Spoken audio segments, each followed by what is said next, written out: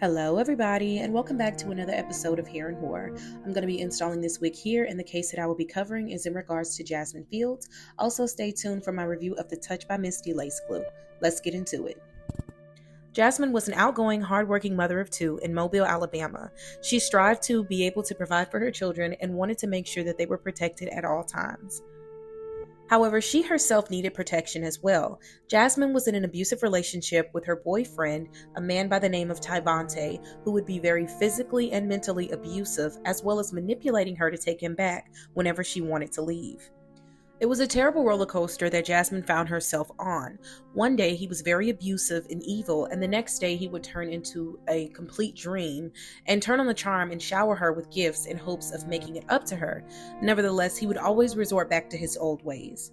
Jasmine would decide enough was enough, and for the sake of her happiness and safety of her own children, she decided to move out of the apartment that they shared and begin the process of moving into her own place. October 3rd, 2019, Jasmine would be walking back to her car after stopping by a friend's house when she noticed someone familiar in the distance. As she was making her way back to her car, she realized that it was Tyvante approaching her with a gun in his hand. It was not long before gunshots rang out, prompting people to come out of their homes to see what was going on. When the police arrived to the scene after receiving a 911 call from a nearby neighbor about a shooting, they find 3 adults outside. 2 were deceased and the other seriously injured.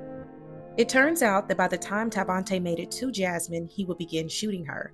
At that time, she hit the ground in pain. She was shot several times in the abdomen and stomach area, and shortly after, he would unalive himself where he would fall right next to Jasmine. It was later revealed that Tyvante reached out to one of his cousins, informing him of what he was about to do. His cousin did try to persuade him out of the decision, but as the messages showed, Tyvante had his mind made up and would make good on what he said he was going to do. These messages would give a little more insight as to why he did what he did to Jasmine and proves that his plan was indeed premeditated. However, Jasmine was not by herself in the car that day. Along with her children, her best friend of many years, Shamika Stabler, was there as well and had been the 3rd adult that was shot in the chest and seriously injured. At the time when Jasmine saw her ex-boyfriend approaching, she asked Shamika not to leave her out there by herself, and being such an amazing friend that Shamika was, she agreed.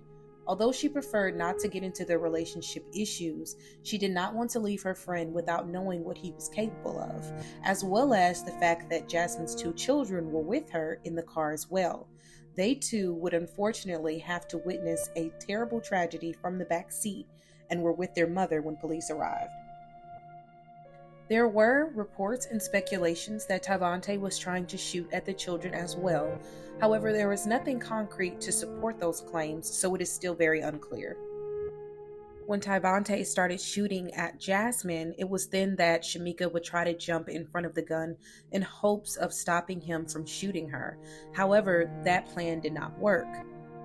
This would result in Shamika being shot once in the chest and causing her to collapse to the ground.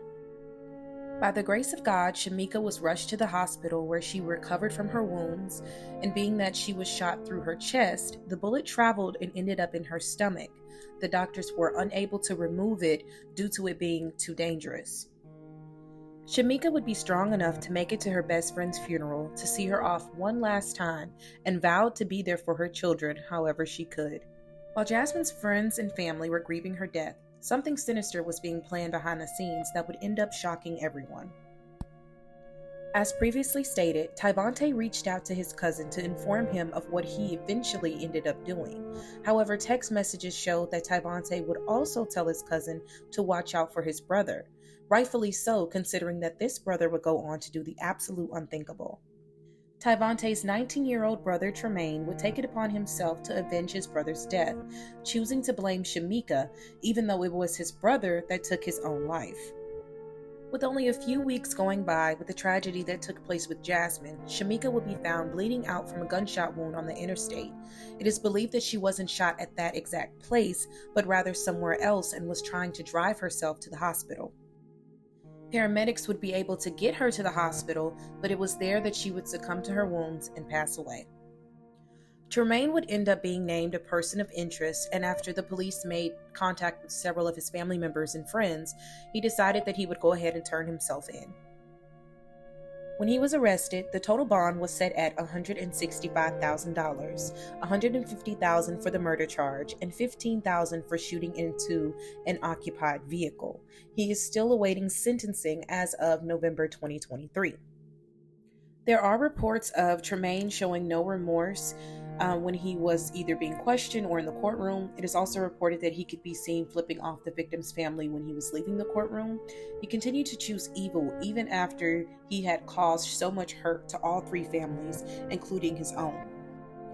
Both Jasmine and Shamika's families were in complete devastation at the vile events that took place in the same month and could not believe that two beautiful souls were taken for such selfish reasons. One thing was for sure, these two would be best friends forever in both life and in death. My condolences to the family of Jasmine as well as Shamika. May they rest in peace. I will be sure to list all the information in regards to this 613 unit in the description box. Now getting to my thoughts of the Touch by Misty Lace Glue. I absolutely love it. This product does not take a long time to dry when applying it in thin layers. It doesn't leave a white cast, and it definitely helped to make sure that the lace was super melted. Let me know if there are any cases, wigs, and/or products that you would like for me to review.